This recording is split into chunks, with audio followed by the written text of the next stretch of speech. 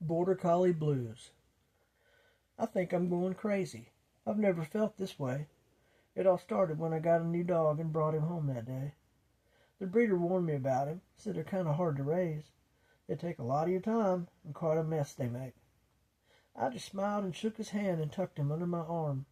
I thought, how could this little black and white pup be of any harm? I put him in the back seat as I rolled back into town. I kept hearing a chewing noise, so I stopped and looked around. That pup had chewed my seatbelt totally in two, and had started on the floor mats in one of my kid's old shoes. I got out and picked him up and brought him up with me. As I started to drive off, he crawled under my seat. I heard that sound of chewing again, but this time it was underneath. I stopped again and found him with a bottle cap between his teeth. I was totally baffled. I didn't know what to do. Anywhere I put him, all he did was chew. Luckily, there was a store nearby. I ran in and got a bone, hoping it would last until I finally got him home. He destroyed the bone before I got home. I just knew it wouldn't last. I finally got home and let him run. And man, that dog was fast. He ran for what seemed like hours. He just wouldn't quit. And this dog is really smart. He already learned to sit. Finally, 4 hours later, I took the pup inside. He explored the whole house and found everywhere to hide. He took a little power nap for 20 minutes or so.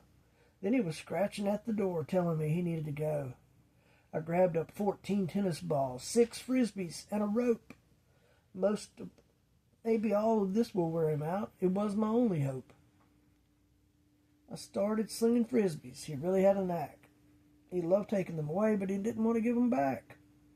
Then I slung the tennis balls. He's the best catcher there ever was. Once he got hold of them, he chewed off all the fuzz. Finally, he was tired, and I laid him in his bed. In case he got lonely, I laid stuffed animals at his head.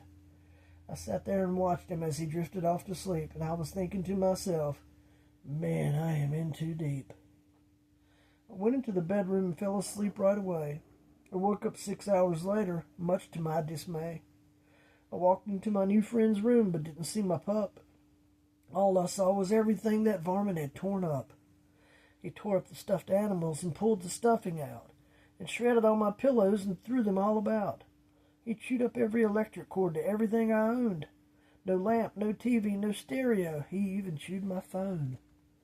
I went into the kitchen, and there the culprit was. I was going to take him back, this destructive ball of fuzz. I picked him up immediately, headed for the car. Put him beside me, started it up, but I didn't get very far. That's when I made my mistake that day. It was of the biggest size. I allowed myself to stop right there and look into those eyes. Those eyes that have the look of love like no other breed. The look of love a border collie gives is what we really need.